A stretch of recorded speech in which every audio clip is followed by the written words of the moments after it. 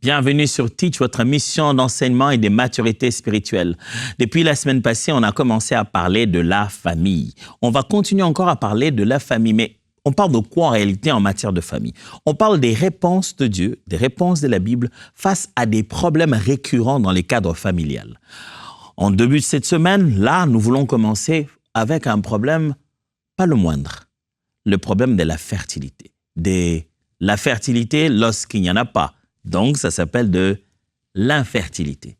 Dans un contexte de couple où on attend, mais on n'en a pas toujours. On attend des enfants, on attend la progéniture, on n'en a pas encore. On ne le savait pas. Aucun de deux membres ne savait qu'en se mettant ensemble, ça ne donnerait pas tout de suite les résultats escomptés. Comment on fait? Ça fait 2 ans, ça fait 3 ans maintenant, ça fait 4 ans maintenant. Ça commence à devenir un problème. La belle famille en parle, chaque membre de famille en parle. On a fait des tests, les médecins ont donné des orientations. Comment on gère tout ça quand on est face à l'infertilité? Alors, let's teach. Grandissons ensemble.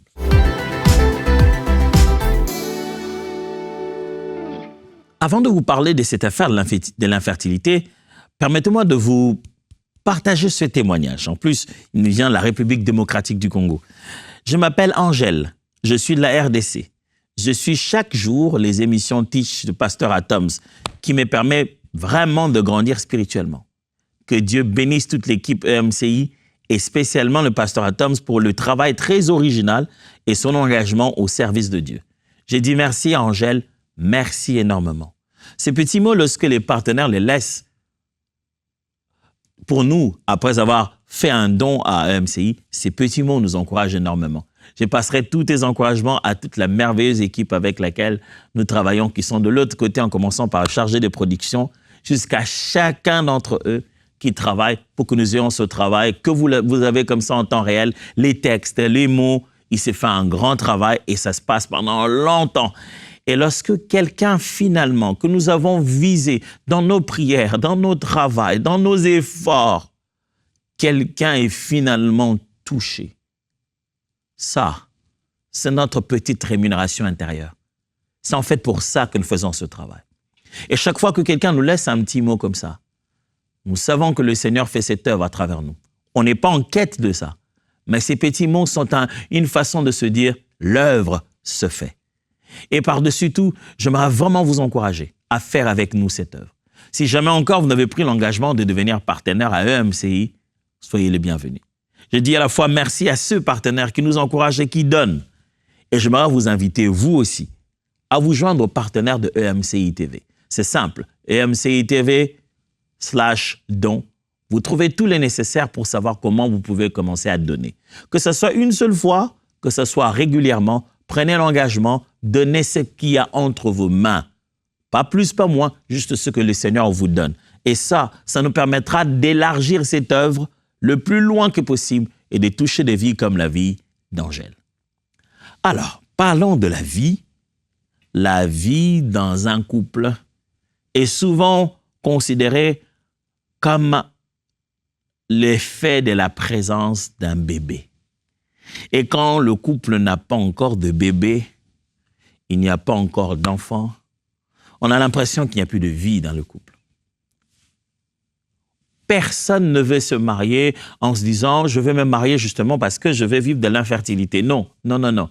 Même si les enfants ne sont pas le but du couple, mais on s'y attend. On s'est dit à un moment donné, on va décider et on pourra en avoir. Mais de fois, on est en condition où on a vérifié, testé, examiné. Et il s'avère de plus en plus qu'après prière, persévérance,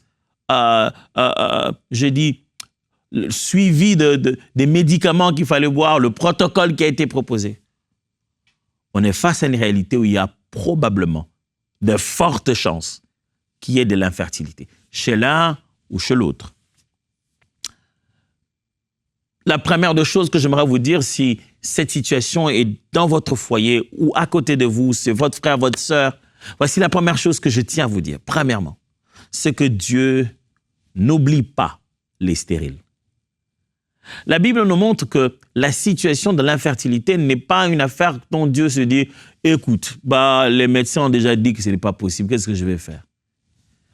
La Bible montre que ce cas en particulier, Dieu traite ça. Et Dieu ne met pas ça aux oubliettes. Ça peut passer, le temps peut passer, les années peuvent passer. Mais j'ai des preuves bibliques que Dieu n'oublie pas les stériles. Psaume 113, verset 9, la Bible dit, « Il donne une maison à celle qui était stérile. Il en fait une mère joyeuse au milieu de ses enfants. » Louez l'Éternel. Une mère joyeuse. Une femme seule à la maison en train de discuter avec les casseroles et le reste peut devenir une mère joyeuse en train de discuter avec ses enfants par l'intervention de la main de Dieu et par l'orientation que le Saint-Esprit va lui donner. Dieu n'oublie pas le stérile. 1 Samuel chapitre 1, versets 5 à 6. Mais à Anne, il donna une portion double, car il aimait Anne, que l'Éternel avait rendue stérile. Sa rivale lui produisait des mortifications pour la porter à s'irriter de ce que l'Éternel l'avait rendue stérile. Ici, ce texte parle de Anne. Après, le Seigneur va lui donner l'enfant Samuel. Mais une chose apparaît ici, c'est que dans le langage hébreu, Dieu est la cause de tout, quel que soit ce qui arrive. Rien ne peut être causé par quelqu'un d'autre que ce soit Dieu. Bonheur ou malheur, bonne chose ou mauvaise. Donc Dieu, comme la Bible dit, arrive-t-il un malheur sans que le Seigneur n'en soit la cause? Donc lorsqu'on parle de la stérilité d'Anne ici, on considère que c'est Dieu qui a causé ça. Parce qu'en fait, c'est lui qui va avoir le pouvoir de changer ça aussi. Je ne suis pas en train de dire que, voilà, il faut aller blâmer Dieu s'il y a encore de l'infertilité. Je suis juste en train de dire, Dieu n'est pas inconscient. Dieu n'oublie pas. Dieu sait ce qui se passe. Infertilité dans l'homme, infertilité dans la femme. On attend des enfants, on n'en a pas encore de la manière dont on a voulu les avoir. J'aimerais juste vous dire qu'il n'a pas oublié. Qu'il existe un Dieu qui est même la mémoire des oubliés, qui se souvient même de ce que les hommes oublient. Laissez-moi placer cet espoir à sa place. Dieu n'a pas oublié. La deuxième vérité, j'aimerais partager avec vous, c'est que l'attente peut cacher un appel prophétique. L'attente, le petit moment où on attend. Petit, je n'ai pas le droit de dire ça. Ce moment, le moment que vous avez à attendre 2, 3, 4, 5 ans, vous attendez que ça n'arrive pas encore. Ce moment-là peut cacher un but divin, un appel de Dieu. Dieu ne vous fait pas juste attendre pour vous faire tourner en rond. Il est possible que ce moment-là ait un but plus grand que celui-là. Écoutez-moi, mes frères, Dieu n'est pas en train de s'entraîner en se disant « Comment je vais avoir cet enfant ?» Parce qu'en regardant ses trompes, oui, en regardant un peu le taux, quand je regarde dans sa sémence, je trouve que peut-être que ce n'est pas... Dieu n'est pas en train de chercher une solution. Il sait quoi faire. Alors, s'il prend du temps, c'est qu'il y a un but.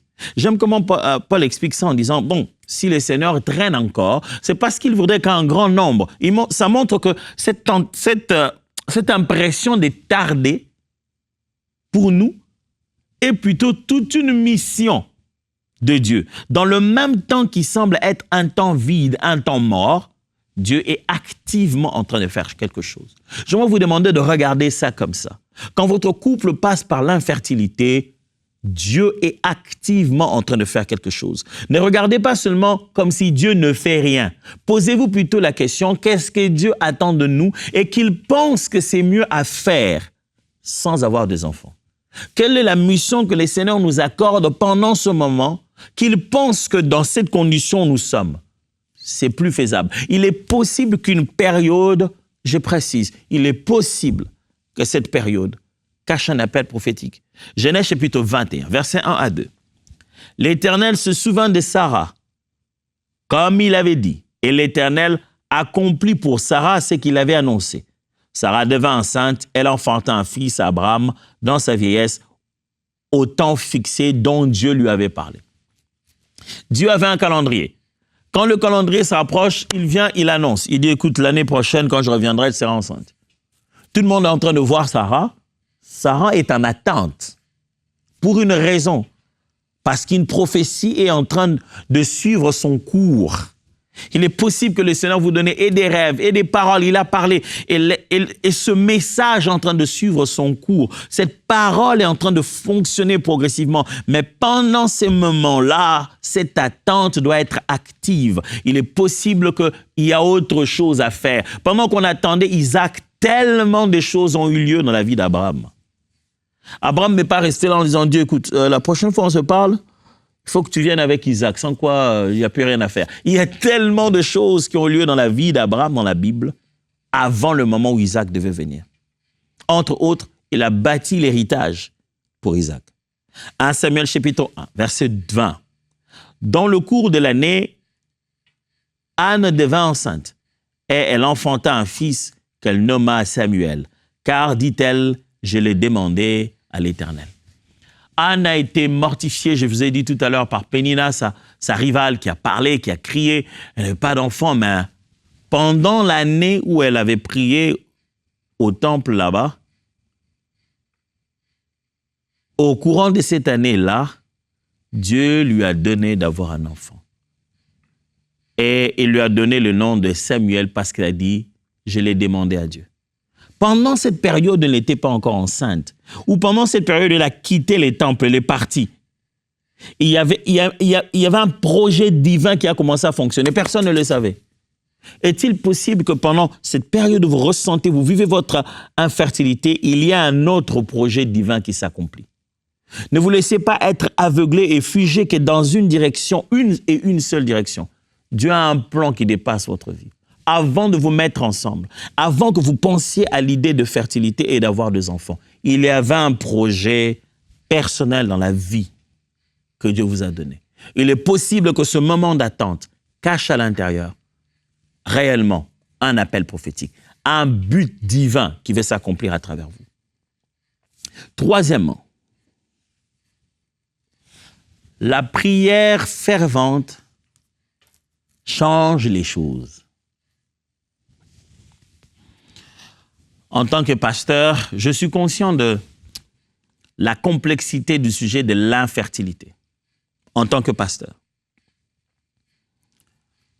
Je sais que certaines personnes s'obstinent à croire, à dire non, Dieu finira par nous donner des enfants nécessairement par la voie que nous voulons.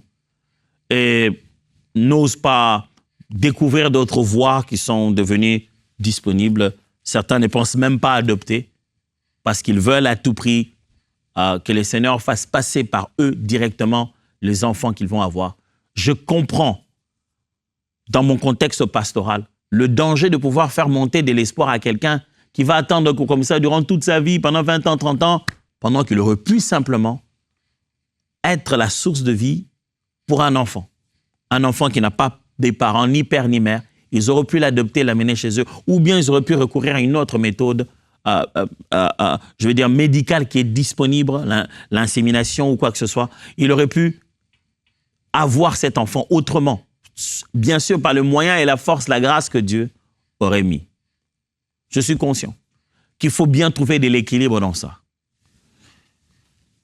Mais aussi en tant qu'enfant de Dieu, prédicateur de l'Évangile, animé par la foi des Écritures,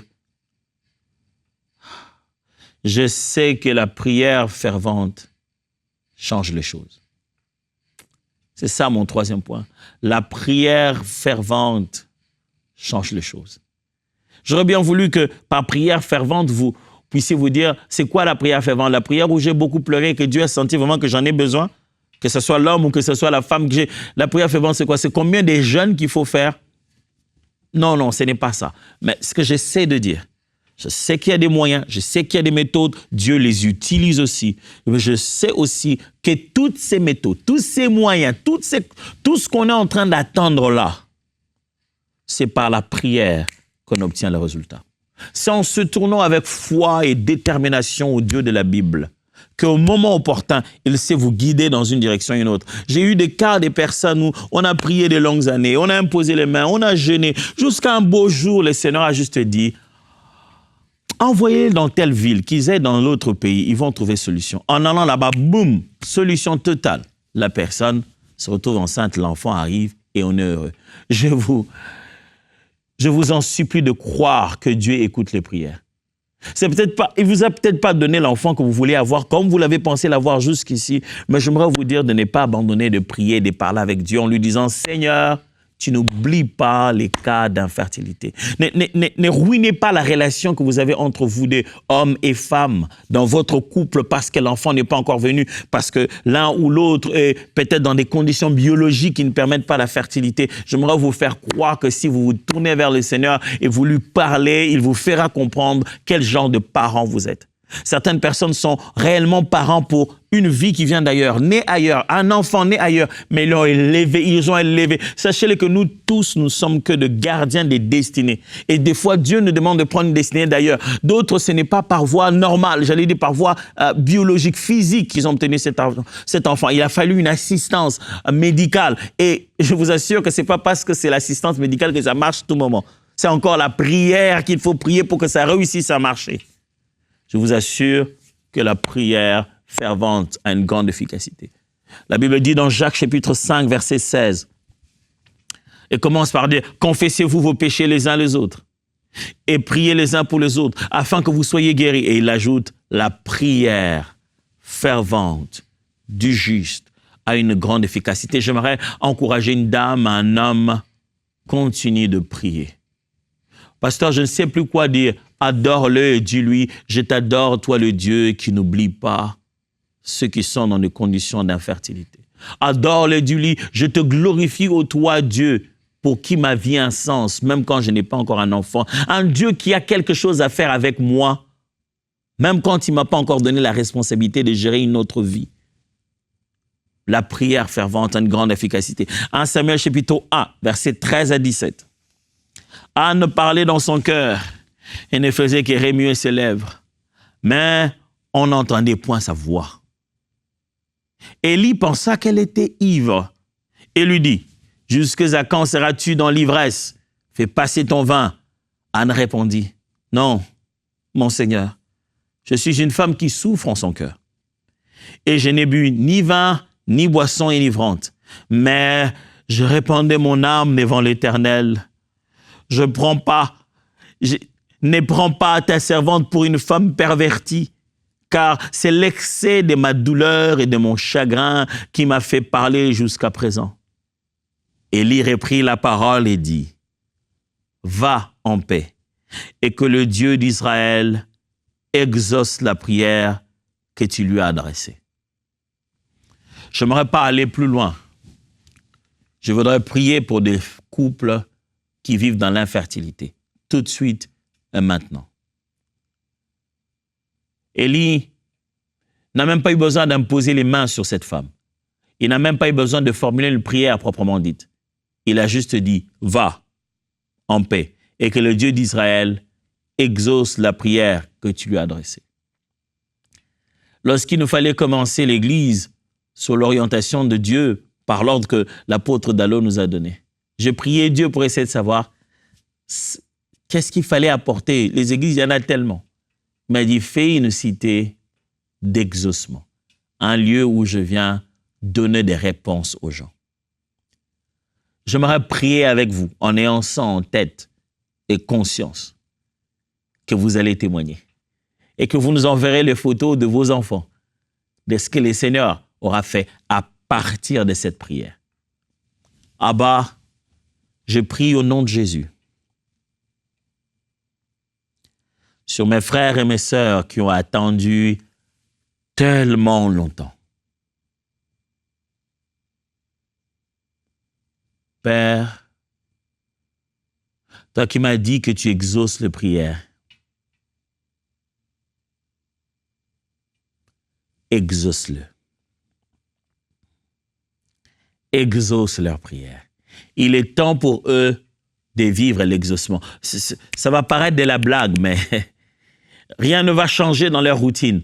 Mais subitement, l'exaucement de Dieu va commencer à se manifester dans leur corps, dans leur vie, et ils vont témoigner.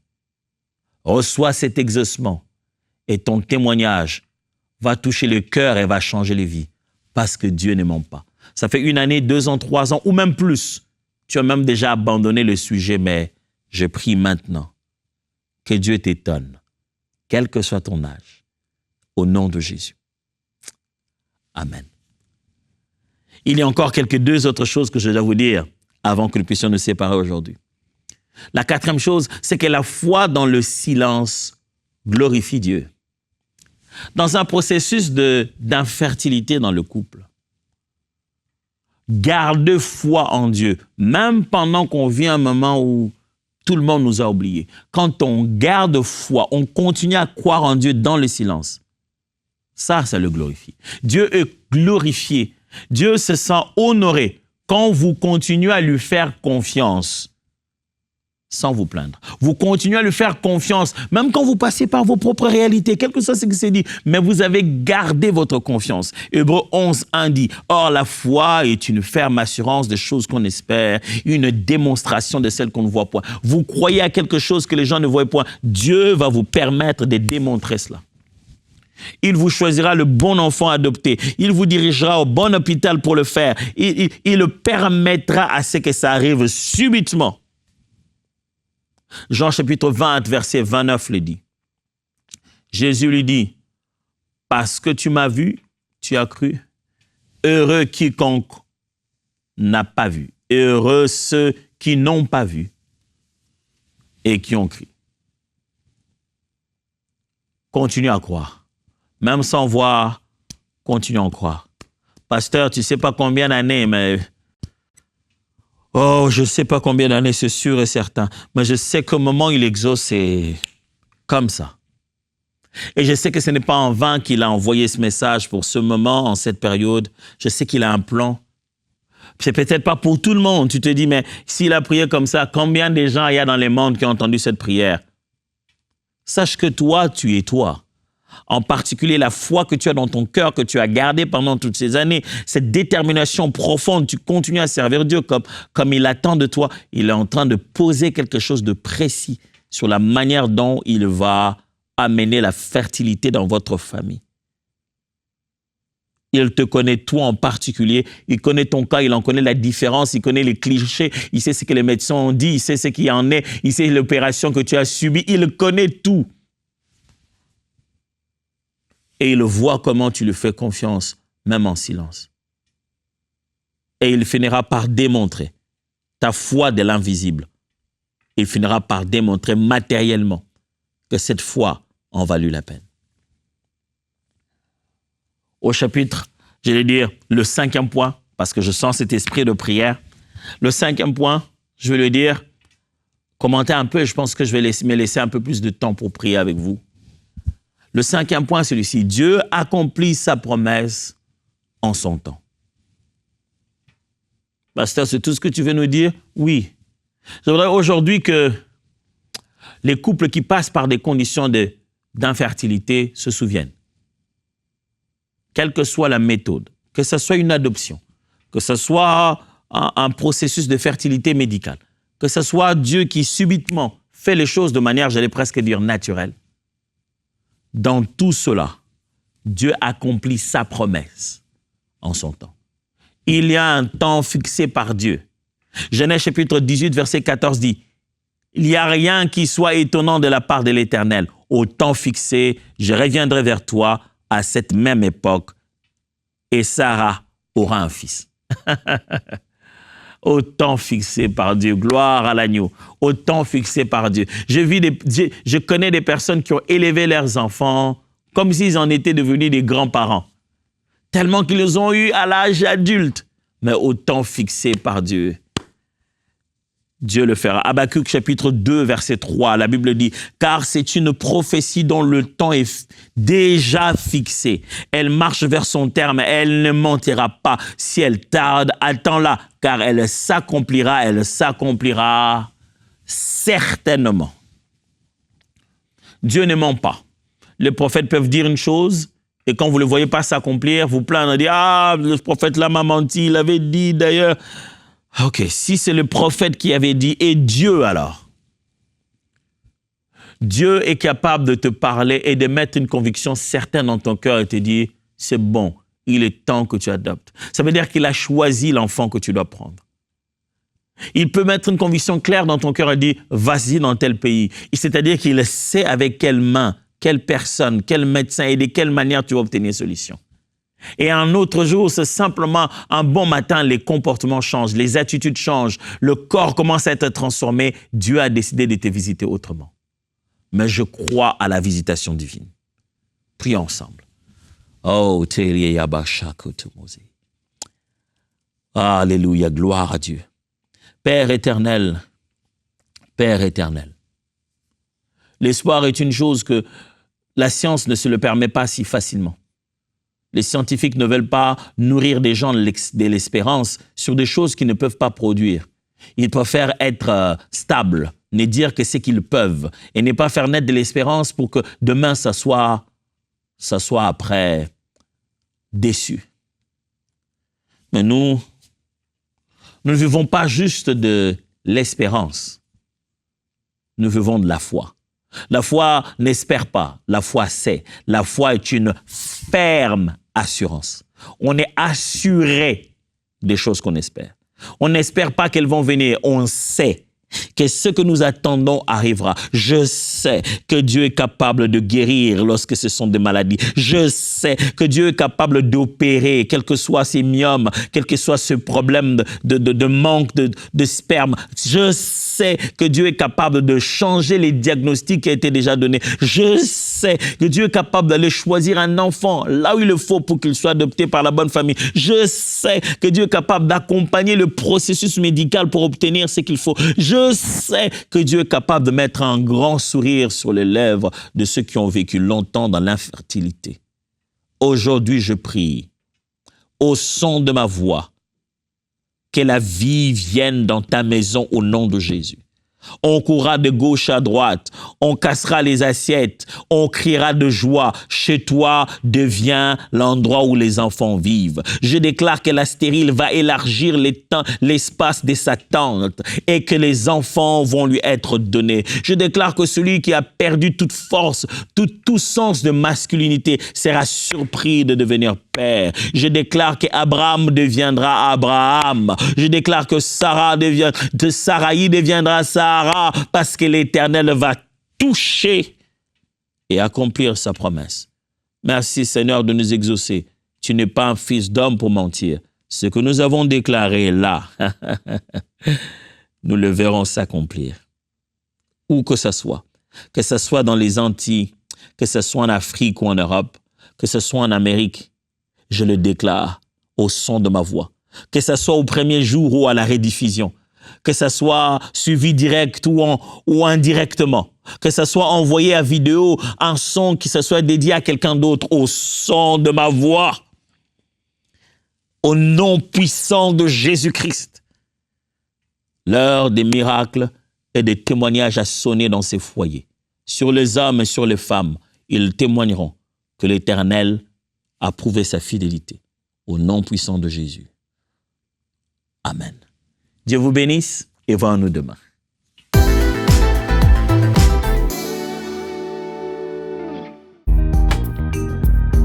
Merci à tous nos précieux partenaires grâce auxquels cette émission a pu être réalisée. Vous aussi, rejoignez la grande famille des partenaires d'EMCI TV en faisant un don sur emcitv.com/don.